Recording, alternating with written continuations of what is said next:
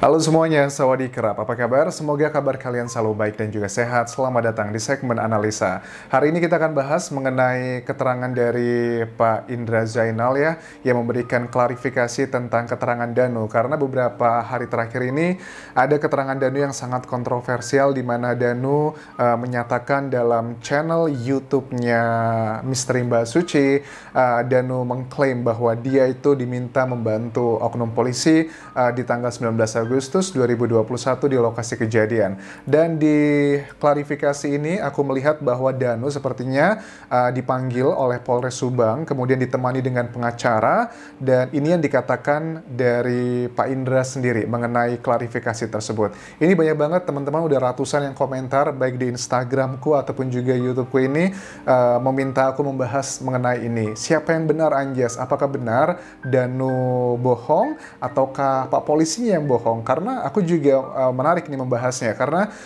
klarifikasinya justru disampaikan oleh Pak Indra sendiri. Kenapa polisi juga tidak memberikan klarifikasinya? Oke, kita simak dulu keterangan dari Pak Indra berikut ini.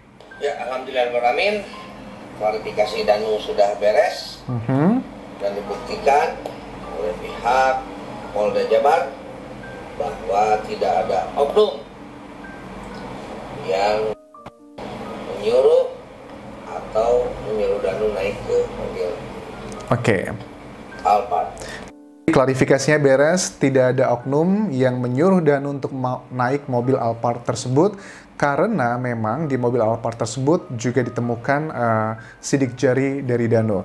Di video sebelumnya aku sudah membahas bahwa ada juga bukti jejak digital dari channel YouTube-nya Kang Heri ya, bahwa di tanggal 18 Agustus 2021 tepat di saat kejadian pelaporan tersebut, AKBP Sumarni juga sudah memberikan keterangan pada saat olah TKP, juga dilakukan pengambilan sidik jari dari tim Inavis serta beberapa bukti.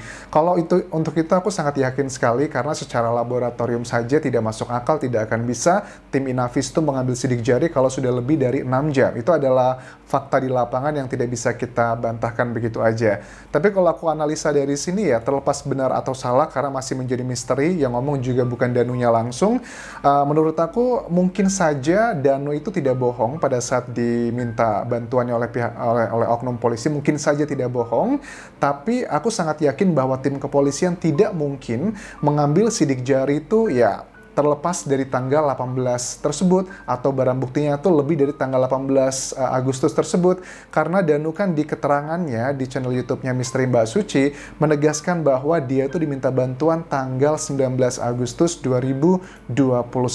Oke, lanjut lagi, apa klarifikasi yang disampaikan oleh Pak Indra terkait dengan Danu berikut ini?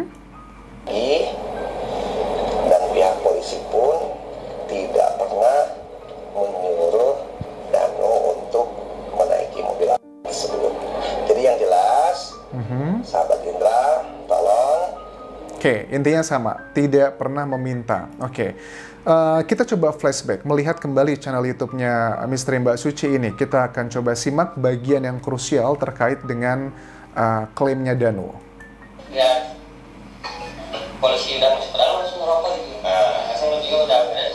Buang di situ. Buang di samping. Dan nggak kepikiran tuh itu akan jadi barang bukti gitu ya. Nggak bakal begitu. Dan hostnya bilang, dan gak kepikiran itu akan yang dijadikan barang bukti. Konteksnya adalah Danu di tanggal 19 Agustus tersebut setelah membantu tim kepolisian, dia tuh merokok di samping rumah, kemudian puntung rokoknya dibuang. Itu adalah konteksnya. Oh, jadi rokok itu memang setelah kejadian ya. Dan pada saat itu juga itu kok bisa apa namanya? Jadi Kalau kan tadi ngomongnya gimana ya? Nah, kemudian Mbak Suci bilang, itu bagaimana dengan telapak tangan di mobil tuh gimana? Ini bagian yang dikatakan Danu. disuruh sama polisi. Baru ini kan polisi Jelaskan ya, disuruh sama polisi, nyuruh kita berarti gimana? kemudian megang hidung. Jadi kalau seandainya teori di luar sana mengatakan kalau orang sering megang hidung tuh bohong, berarti benar dong ini. No, just kidding ya, itu nggak benar kok ya. Oke, lanjut lagi. Ya sama pihak nggak ikut. Nah, dan juga ternyata nggak mau ikut, jadi saya ikut aja. Nurut baik itu. Ikutnya sama tim polisi juga sih. Yang satunya ya supir polisi. Jadi yang Tapi suka tidak suka ya, di masyarakat itu opininya, walaupun Pak Indra sudah memberikan klarifikasi, masih banyak loh yang percaya dengan Danu. Kayaknya nggak mungkin deh Danu, anak selugu itu mampu berbohong, apalagi ditayangkan di media massa seperti ini. Ini kalau ngomongin masalah konteksnya apakah Danu bohong atau enggak. Tapi Pak Indra mengklarifikasi itu adalah tidak benar. Berarti kalau Pak Indra bilang tidak benar, berarti Danu adalah bohong. Tapi di masyarakat, bahkan di channel YouTube, aku bilang nggak mungkin Danu itu bohong. Harusnya pihak kepolisian juga memberikan klarifikasi secara langsung dan memberikan data. Di video sebelumnya aku sudah memberikan data bahwa dari jejak digital memang di tanggal 18 Agustus tersebut ya, seperti aku bilang tadi, aku ambil dari channel YouTube-nya Heri Susanto, kan ada jejak dan juga keterangan dari AKBP Sumarni yang menyatakan mengambil sampel dan juga beberapa bukti memang di saat dilakukan olah TKP di hari kejadian tersebut. Oke, nah lanjut lagi, kita simak berikut ini. Tapi pada saat itu kan polisi menggunakan ini ya, sarung tangan ya, cuma Danu Tidak. nggak, atau sok nggak apa. Oke, hostnya bilang saat itu polisi menggunakan sarung tangan, Danu enggak ya, tidak.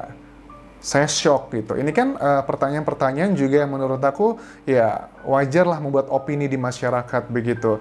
Memang sih kalau aku analisa memang tim kepolisian kan sekarang lagi menjadi sorotan media massa sekali. Ada banyak kasus yang cenderungnya adalah seperti mempertanyakan kinerja dari kepolisian sendiri. Itu kita harus akui. Makanya kalau seandainya seandainya bahwa memang benar ada oknum polisi yang dikatakan Danu itu benar, itu akan menambah track record buruk lagi dari kepolisian di Indonesia. Walaupun benar ya seandainya dikatakan Danu ini, tapi aku sangat yakin sih kalau untuk masalah pengambilan sidik jari, sampel, kemudian juga DNA rokok, puntung rokok, menurut aku sih nggak mungkin ya itu diambilnya setelah tanggal 18 Agustus. Tapi bukan itu konteksnya, ini menjadi dua hal yang berbeda gitu. Karena ya sudahlah, ini bukan esensialnya gitu loh. Ini mungkin hanya kehilapan, hanya rasa mungkin euforia. Dan ini sebenarnya bukan yang fokus utama sih, tidak terlalu penting ya menurut aku bagian ini. Karena aku sangat yakin pengambilan sampel itu di tanggal 18 Agustus 2021 tidak sekedar yakin, tapi sudah kita lihat ya di rekaman dari AKBP Sumarni juga sudah mengatakan seperti itu. Tapi memang ada case lainnya lagi nih, ada isu lainnya lagi, yaitu tentang kinerja kepolisian yang memang beberapa waktu ini sedang disorot oleh media massa. Ada banyak kasus kan ya, mulai dari di Medan, kemudian di Sulawesi, kemudian sekarang ada Kapolsek yang diduga melakukan tindakan pelecehan seksual, kemudian juga ada beberapa kasus yang membuat kinerja kepolisian sedang disorot sama media. Jangan sampai gara-gara ini yang tidak terlalu substansial kembali menjatuhkan nama kepolisian. Mungkin lebih ke situ sih ya. Dan kita nggak bisa menutup mata. Yang memberikan klarifikasi juga bukan Danunya, bukan tim kepolisiannya, tapi dari pamannya, yaitu adalah Pak Indra sendiri. Well, for me, it's fine. Ini bukan yang core utamanya.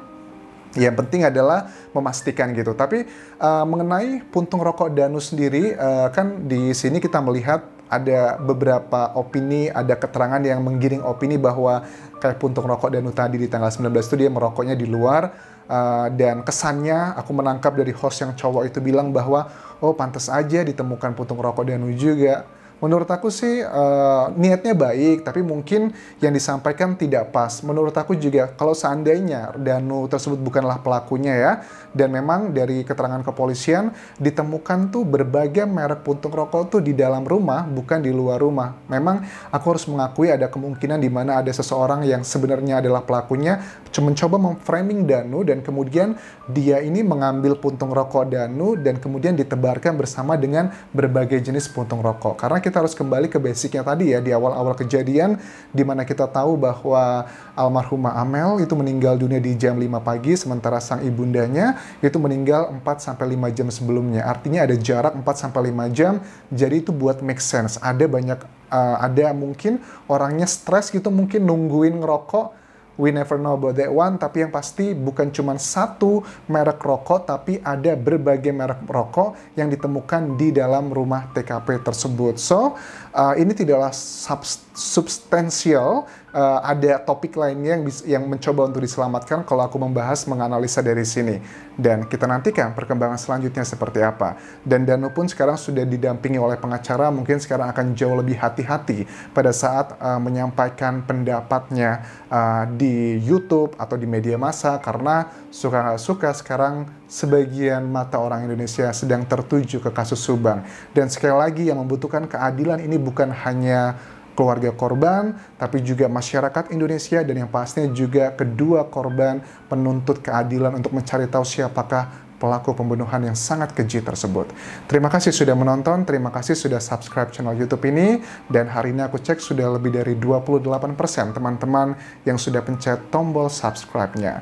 Tinggalkan like, tinggalkan komen, kalaupun kerap semuanya. Bye-bye.